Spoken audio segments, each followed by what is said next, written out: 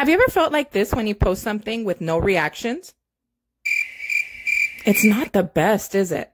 For the best reactions, you need the best, most unique product or idea. And when it comes to cookies, Mo Sweets is the best there is. Whether you buy some for yourself or you gift them to others, you'll always get the perfect reaction. With these cookies, you get the love of a homemade item with the professional quality of a seasoned baker. They make the perfect post and the perfect treat. For more reactions, order more sweets. Order online at mosweetstx.com and find them on Facebook and Instagram. Hey everybody, it's Michelle Rubio-Garcia here, and this is the Beat the Clock podcast. So you're tuning into the first episode. So the YouTube video is the only one that'll have this intro, so thanks so much for watching it through here.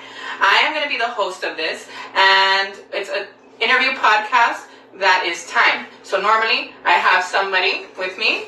Unfortunately with COVID-19 right now, we're doing remote interviews, but we have two people, we sit down, we chat, and we time it. So we can beat the clock and get everything that we need to here. I ask them 4 questions. If I have a couple more questions, I ask them. And we're going to try to time it so that we can best utilize your time. We don't want to be ineffective with our time, right?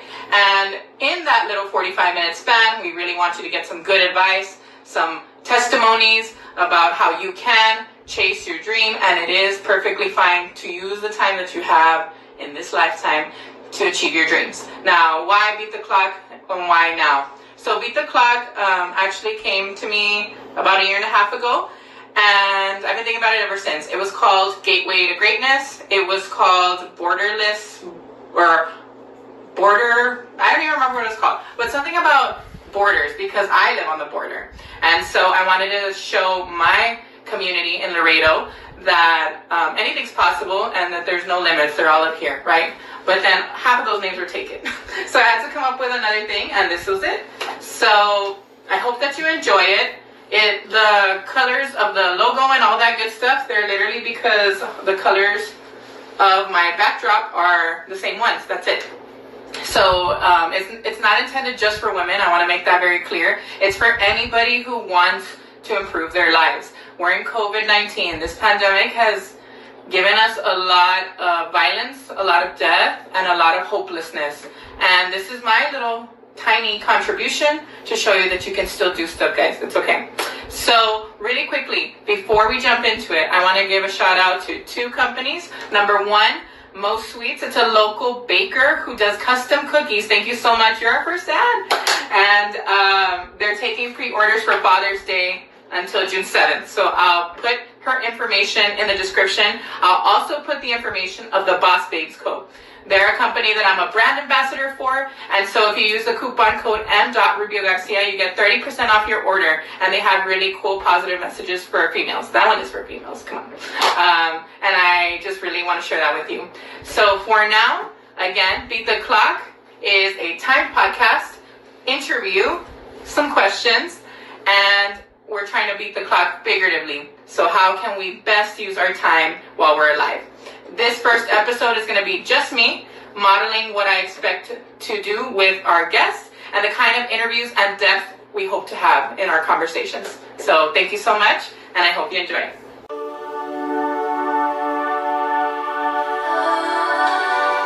What are you waiting for? Hello, everybody. This is Michelle Rubio-Garcia here with the first episode of the Beat the Clock podcast. Can you believe it? I can. And I'm really happy to share it with you. It's been on my mind for about 1.5 years, believe it or not. And I've really kicked it up a notch in the past 4 to 5 months, if I'm being truly honest.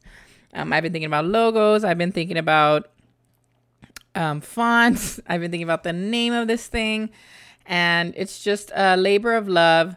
With so much going on in my little bubble, I really want to craft something that's meaningful and that can help people. So who the hell am I and what the hell is this? So again, my name is Michelle Rubio-Garcia. I am a teacher in Laredo, Texas, and I am a PhD student majoring in communication. So it's my first year, y'all. Don't give me that much credit. And I'm having a lot of fun with it, and I'm getting a little more courageous in creating content. I'm so used to creating content for dance. That's been my thing for the past 5 years. And now I'm shifting gears a little bit and I'm using this platform. I love the podcast platform. I think it is a beautiful space for authentic content. And even if I don't say it directly, I know that I can create a space that will get people that have done a lot to say a lot that will help others. And that's the whole point of this thing.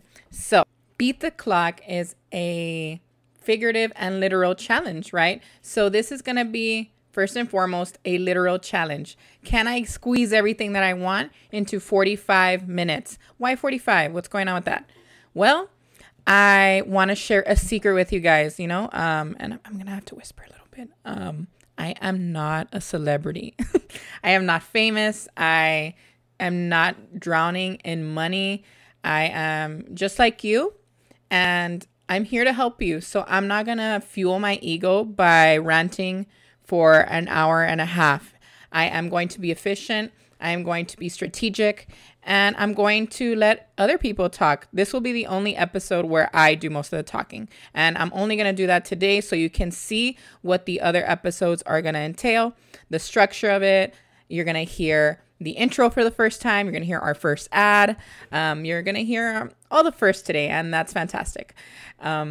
So very literally, we will be beating the clock. Can we squeeze it all in 45 minutes? And yes, we will. I'll be sure of it through editing. Secondly, figuratively, we're going to try to beat the clock. So I don't know if you guys think about this a lot. I do. We're going to die one day. Mike Posner said that in an interview. He was the guy that sang the song, I Took a Pill in Ibiza, that guy. And he went on a spiritual trip that I was really vibing with. He walked across America, completed, by the way. It took a little longer than he thought, but he got it done. So on that trip that he was going on, something that he kept saying over and over again was that people keep trying to make you forget that you're going to die, right? And that kind of stayed with me. And it's true, if we work for the machine, if you're not constantly thinking about your mortality, you're probably living like you're invincible, really. And people might be exploiting your efforts, your time, your energy, because again, we're not conscious of how important our time is on this earth. We are only here for a little bit. In the grand scheme of existence, we are a blip on the radar. So how are we going to make use of our time in a meaningful way? What values are we going to be imparting on people? What are we going to give our time to and work towards? Because work takes up a vast majority of our time. So too many people are in jobs that they don't like. Too many people are not pursuing a side hustle that could potentially lead to their ideal career. And honestly, right now, guys, with the pandemic and with the Black Lives Matter movement, that really should not even be a thing right now in 2020. It seems like things are bleak, and I'm here to tell you that they're not. There's always hope. There's always power, and you just have to look inward. Everybody's looking for someone else to tell them that their dreams are valid, and you have to tell yourself that. And so if I need to tell you momentarily, I will. But my hope is that eventually you'll believe it without having to listen to this.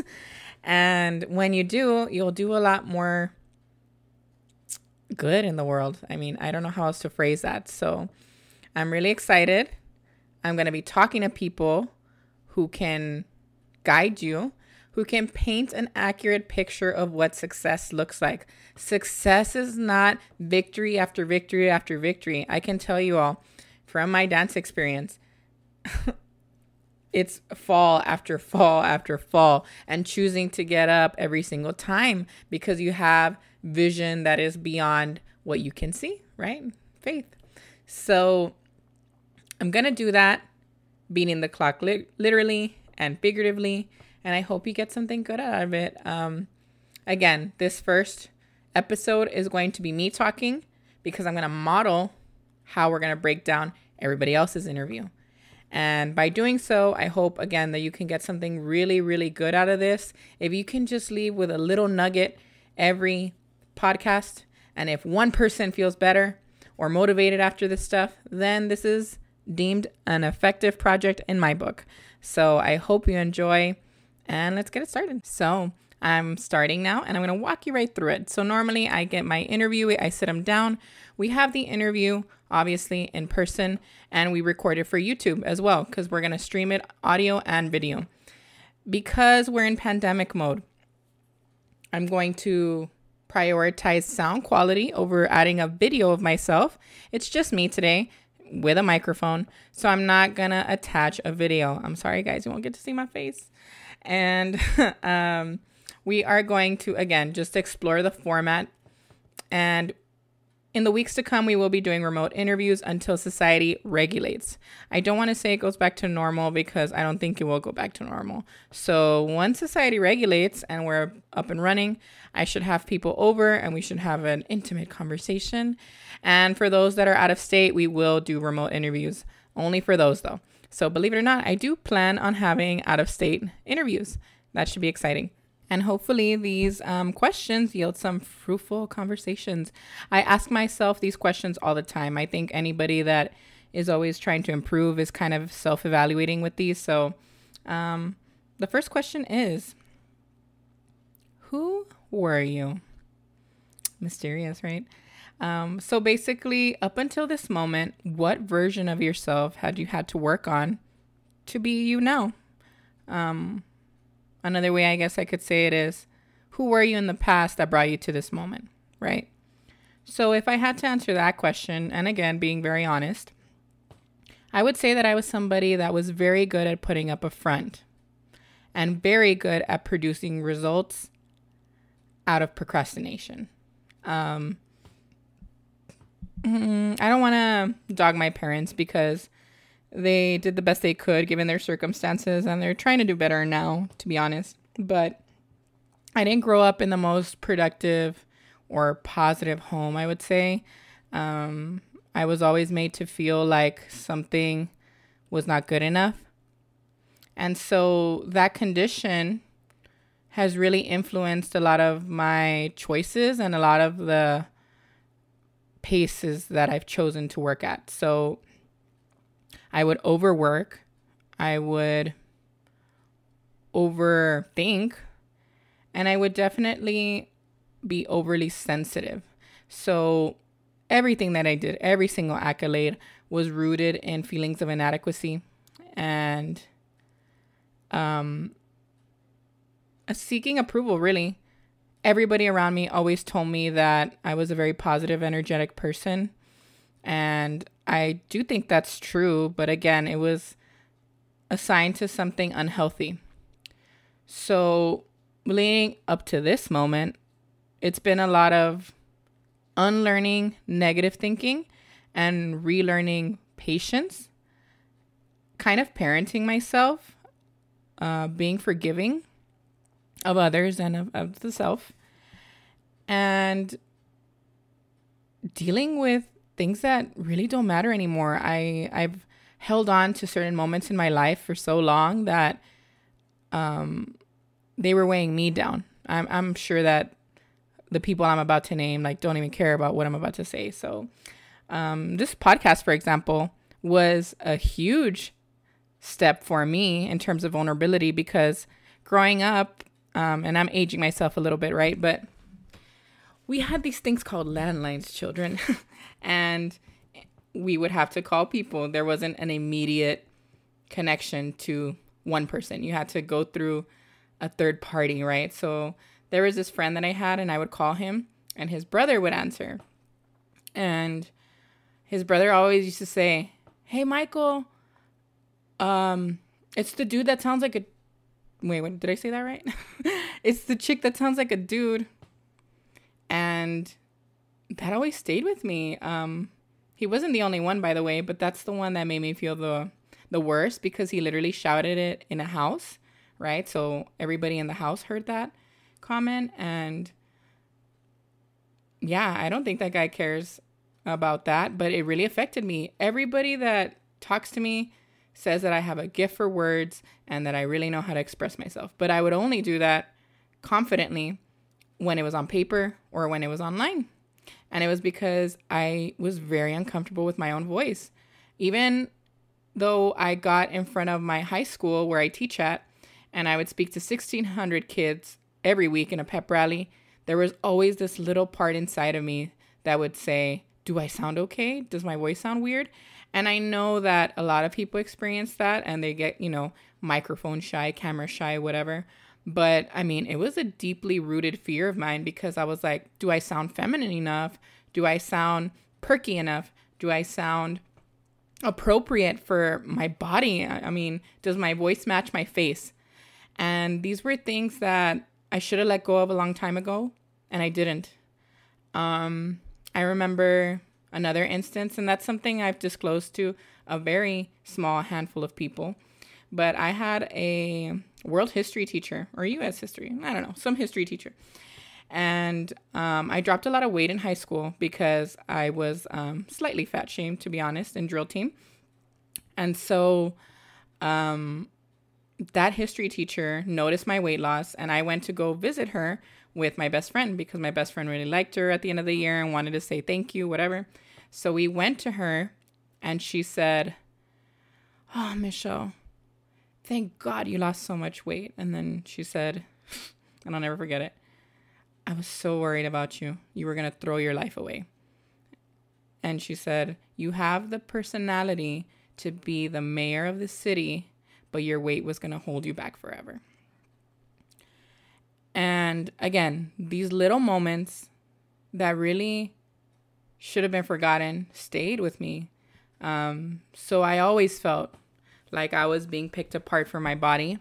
In dance, I mean, I was told to fix certain problem areas when I was on a dance team. A teacher who I really had no solid connection with called me out on that. And a lot of people, they just were always policing my body. So I feel like I used humor a lot of the times to mask that insecurity. And, people say it all the time. You pick at yourself first so others won't pick at it. And so that's what I did. I used humor as a deflection tool. And I felt really bad a lot of the time. So I would procrastinate and I would stress myself out with projects or work or school. And then I would do it last minute because I didn't have the energy or the mental capacity to do it on time. And then I would rush, and then I would have an existential crisis, wondering why I did this to myself and why I can't get out of that cycle. And that model was not sustainable.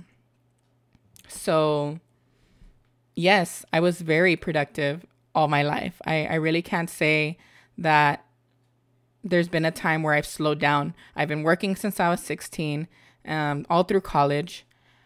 And I, at one point, was getting a master's degree and running 6 a.m. practices with my dance team and having tutorials and going to class. So I've always thrived on this fast pace, but I think I needed that fast pace to be able to block out all of the negativity. If I stayed still for a little bit longer than what was comfortable, I would go to some very dark places, or I would start questioning myself. I earned everything that I got in my life. And as soon as I got to just sit down or rest, I would wonder if I was worthy of it. It was a problem. I couldn't enjoy. I've traveled to almost a dozen countries, and yes, it was fun, but I still feel I didn't get the full experience because I was always in my head. That's pretty much how I can summarize where I was at for a majority of my life. In my head, in my feelings, and out of touch. I didn't really have that many close friendships. They would come and go. I've had like a handful of friends that I really treasure that have made efforts to talk to me even when I would not reciprocate because I was too tired, because I was too lazy, and because I was too, again, in my head. Okay, so that got dark. I mean, it's not dark to me, honestly.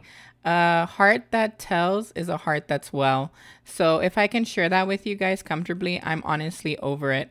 I'm with this awesome group as part of my church. It's called Regeneration. Shout out to those girls. And it's helped me cope with a lot of this. So I feel comfortable sharing it with you. And if you feel like it's depressing, I'm sorry, that's my life, and I've still managed to thrive despite it. If you feel that it's going to get preachy later, I honestly don't care, because if you're still here, there's something inside of you that knows this pain, and I'm trying to offer you solutions, and you're just trying to stay stuck in that pain. We want to be attached to pain because it's familiar, and we rather feel that than maybe the potential for numbness or unfamiliarity, right?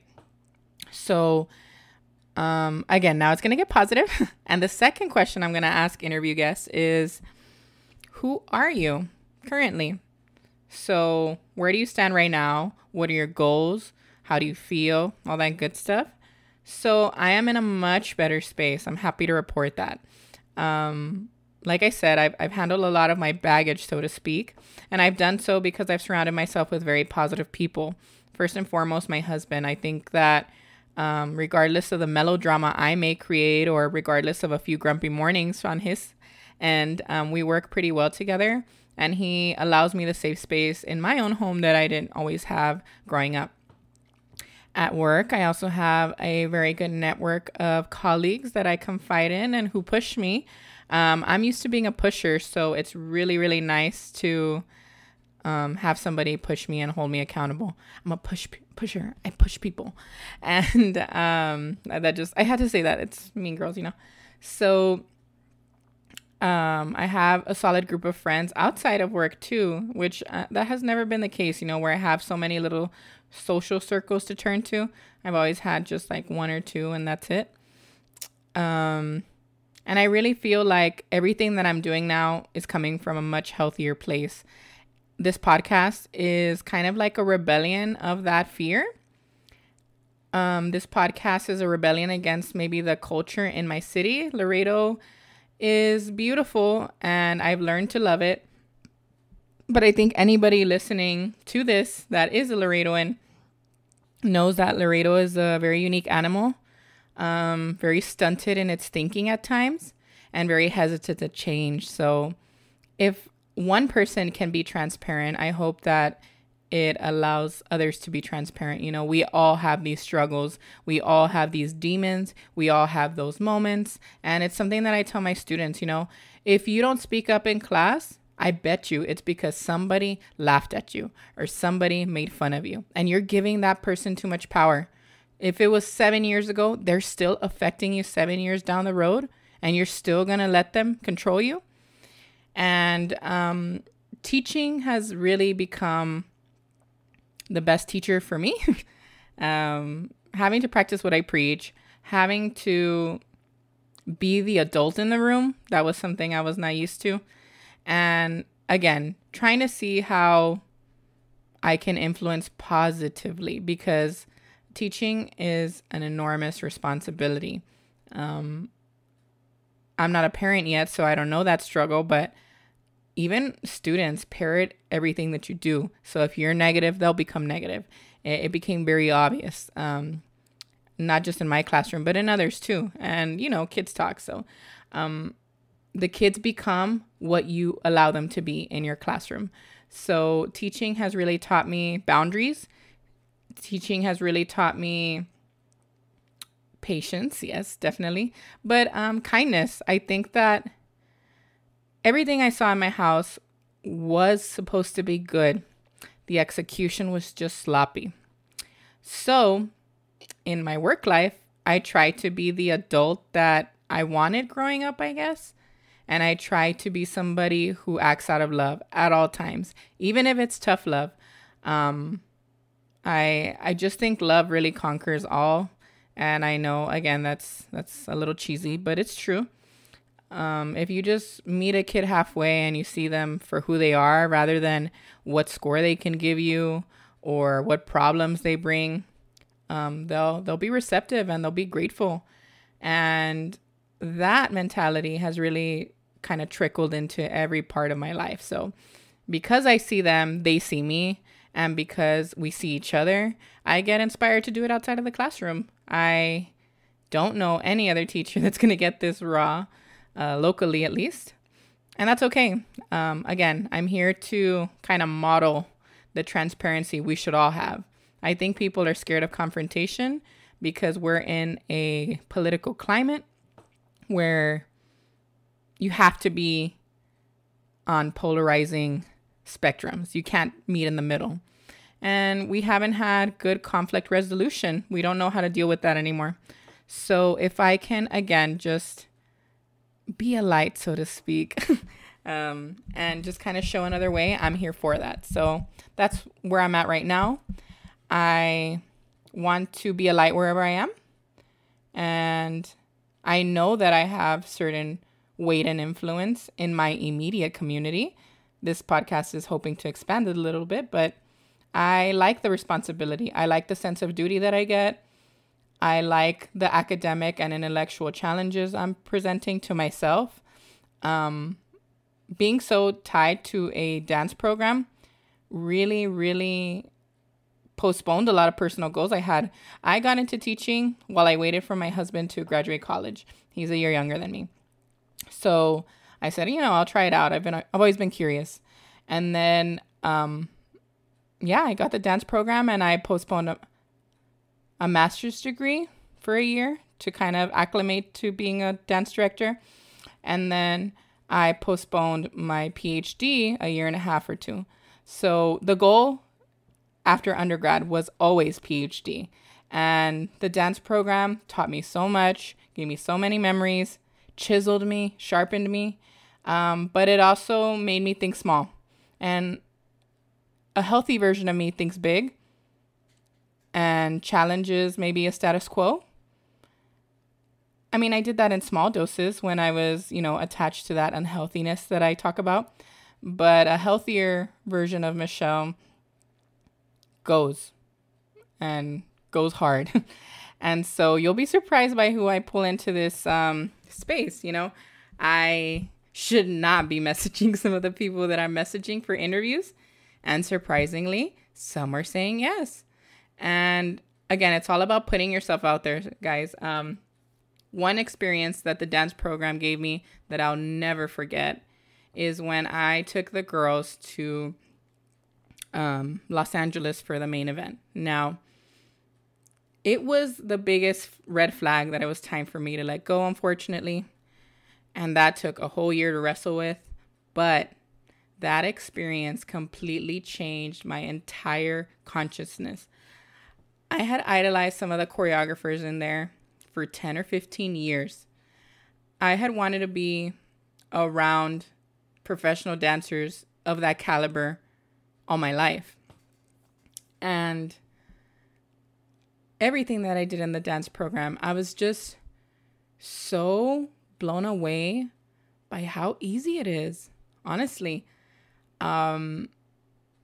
we set up these mental walls like we don't belong in certain rooms. And we set up these boundaries to protect ourselves from rejection. And I was like, wow, it's really that easy to get into this room with these people? Yes, you have to pay some money. Yes. You're not like in direct contact with them at all times. You're with like 300 other people, right? And yes, you have to pay extra money to get that personal contact. But my eyes were just opened. Not only to the possibilities of connection, but the possibilities of creation. People really do think as big as I do. People really do go there, and people really are unapologetic about it. I've been like that, and I've been silenced in rooms, or I've been told it's not good enough, or that'll never work in Laredo. And okay, it won't work in Laredo, but it could work elsewhere, and I had closed myself off from that possibility out of fear again. So that experience taught me it's all there. It's all there. And all we have to do is get close enough to it, If you think of life like a whole hallway of doors, right?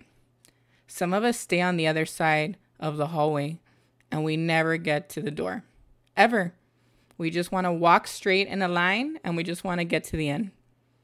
And I found that every once in a while, if you go and you check the door handle, some of them are unlocked. and you can step into this space and you can step into these experiences that are so transcendent, so spiritual, without getting any religious undertones, but really, like, you feel like you're at church, even though you're not at church, right? Like, when you have that kind of epiphany moment and you feel like you find your people, it's an indescribable feeling. And it just supercharges you with hope and creativity, for me at least. I've had nonstop creative energy since I came back from LA. And I've had the idea again for the podcast since then. I don't know, it expanded my thinking on a level that I didn't feel was possible. I really thought I had reached the pinnacle of my thinking with the high school that I'm at. I was going to name it. And with the program I was blessed with, but there's more. And so that experience showed me it's okay to go get it. You will get to that spot that you're aiming for if you just put yourself in there. You will be seen by people you think are above you. They're not, you know. I feel like I don't even worship celebrities anymore. Everybody that knows me knows that I used to worship Beyonce like a deity, guys. Like, yes, I would love her like a god. And honestly, it's not, you know, being pompous or anything, but we're all at the same level.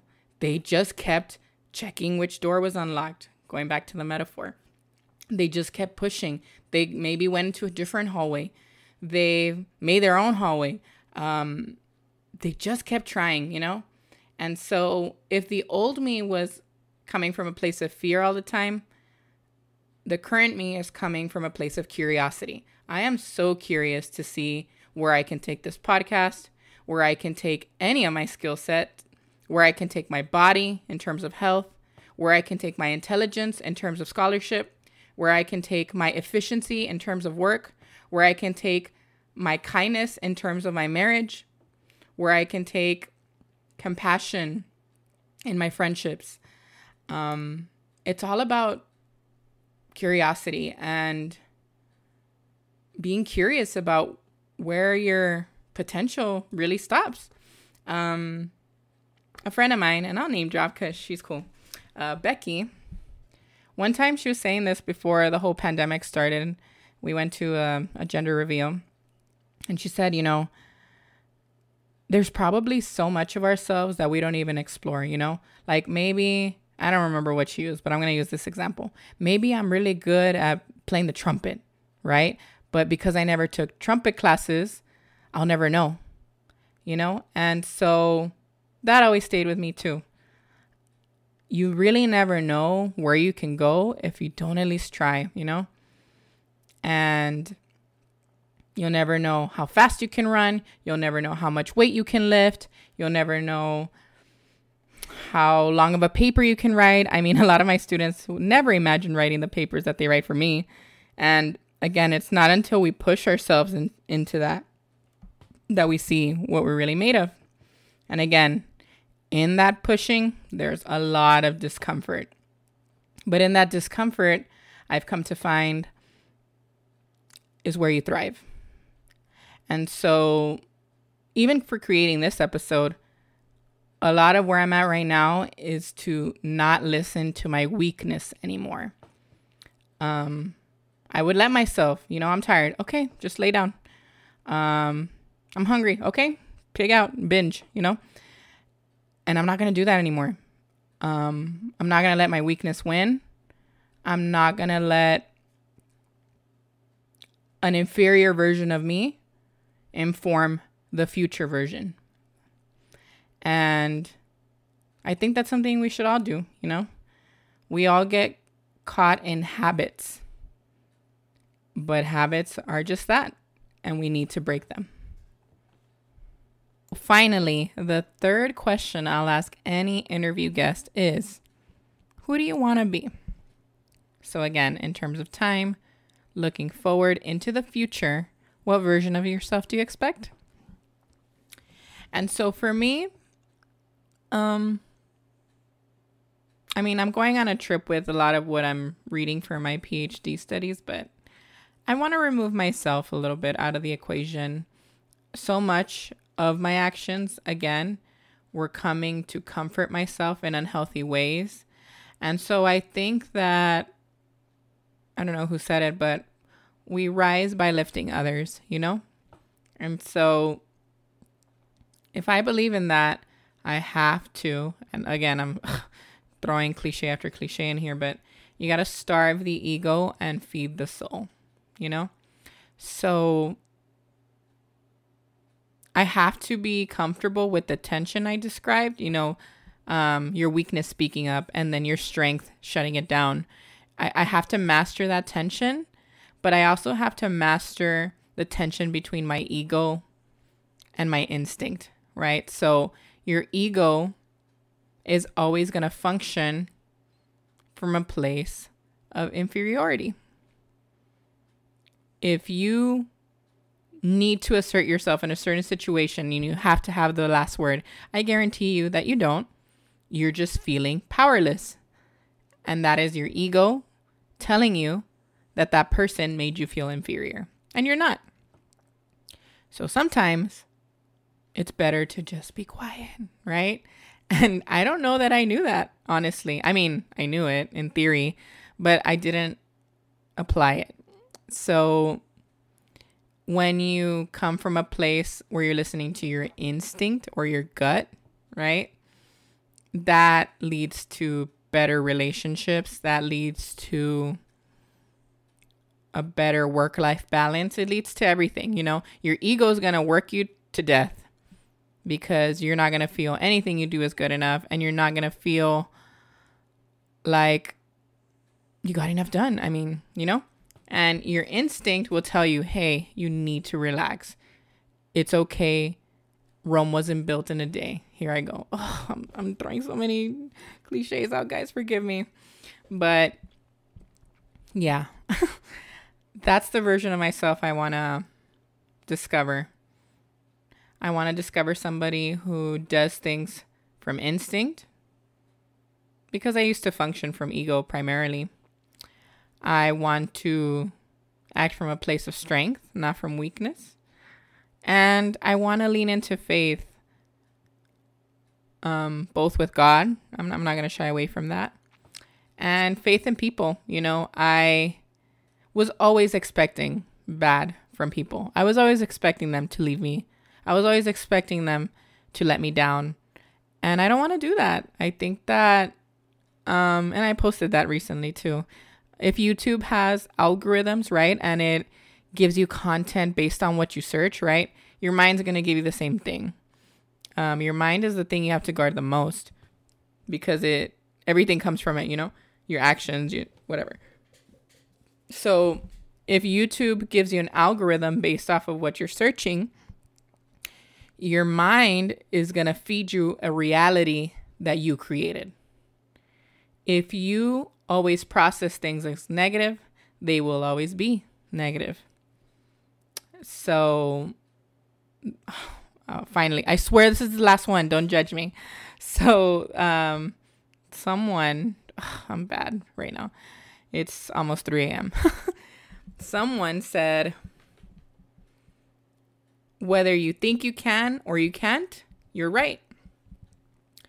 So I never want to succumb to the can't, right? When I was a dance director, I literally would make my dancers do burpees if they said the word can't, because so many of them came in with knowledge gaps, started late, very late in the dance world.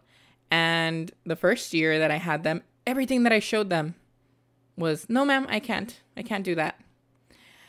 And so I literally had to make it a rule. You cannot say I can't, because the culture in the room was just so toxic that first year. And again, not because these girls wanted that. They just didn't know any better. And they were scared to grow, you know, scared of where we could take this thing. So it wasn't until I created that mandate that girls started trying things out, and we started getting turns, and we started getting flips, and we started doing all this crazy stuff they had never done before. And it's, again, because we need to be tactful of the language that we use. We need to be precise with our language. We need to be intentional with our language. And we can't allow flippant remarks to dominate anymore, because flippant remarks turn into permanent ideologies. And if you don't believe me, just look at all of the legal jargon and all of the laws that have institutionalized racism. If you don't believe me, go into a Hispanic neighborhood and talk to somebody about the gringos. We throw these comments around and we act like they don't have impact. But like I told you in the beginning of the podcast, I remembered something that some guy shouted in his house. And I honestly think this was like 17 years ago. And here I am talking about it, And all of us have those moments. All of us have moments where we remember people hurting us, or we remember people praising us, right? Conversely, we don't always have to go negative here. When someone gives you that really positive praise that you weren't expecting, you hold on to that moment, and sometimes you look back at it, and that's what guides you. So my future self wants to function from a place of intentionality, and from a place of faith, and from a place of pride. It's not a lack mentality anymore. It's a worthy mentality. It's I'm good enough mentality, and everything I'm doing is just enrichment. It's not functioning from a deficit. And by being that future self, I hope that in the future, my children will automatically function from love and intentionality and all of that good stuff too.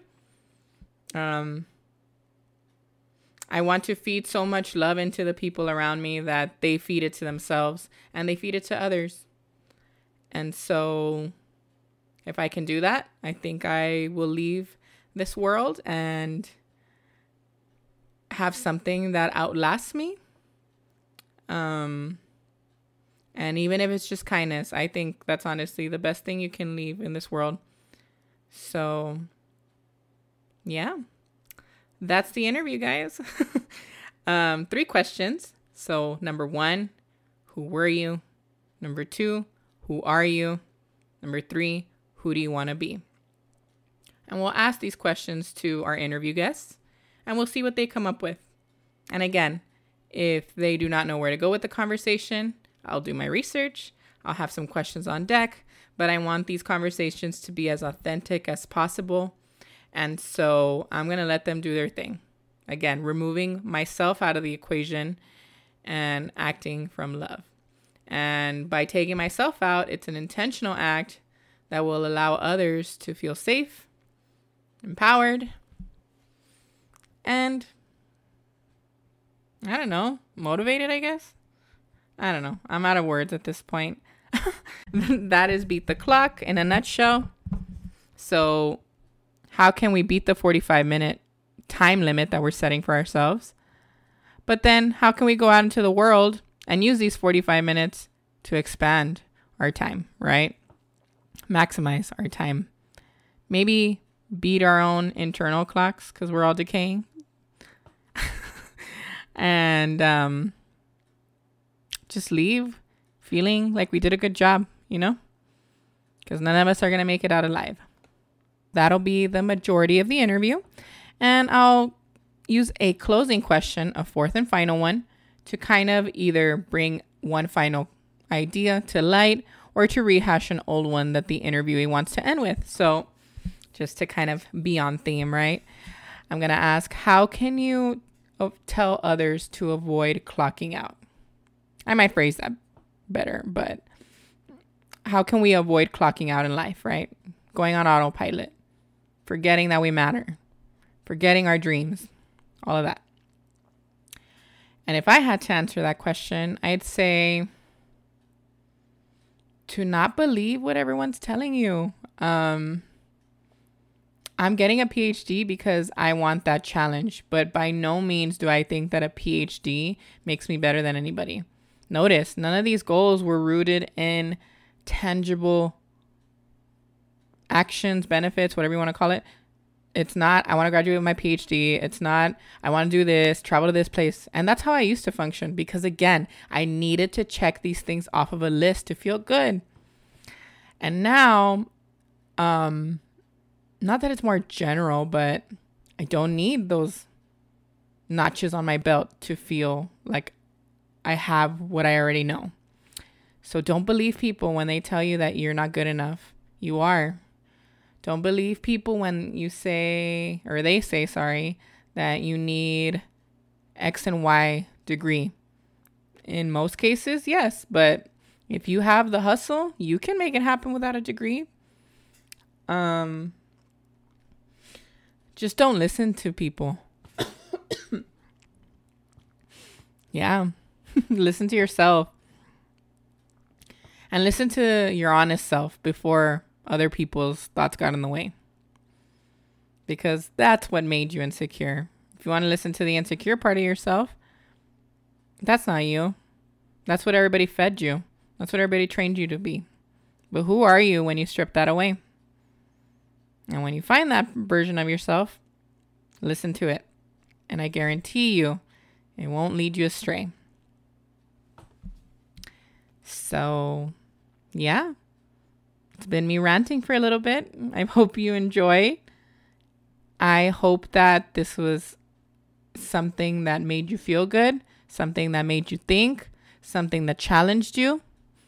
If it met one or all of the above criteria, this has been successful. And if not, it's okay. The podcast is for you. But again, it's an exercise for me to practice everything I just said. And if you don't like it, again, I don't need you to like it for me to know that it's good. I know what I said has truth. And I hope that you'll take that truth, because that truth is coming from a place of love. And that truth wants you to experience what I'm feeling so that you can beat the clock. And again, feel like you really did it. This is Michelle, clocking out on the first episode of Beat the Clock. See you next time.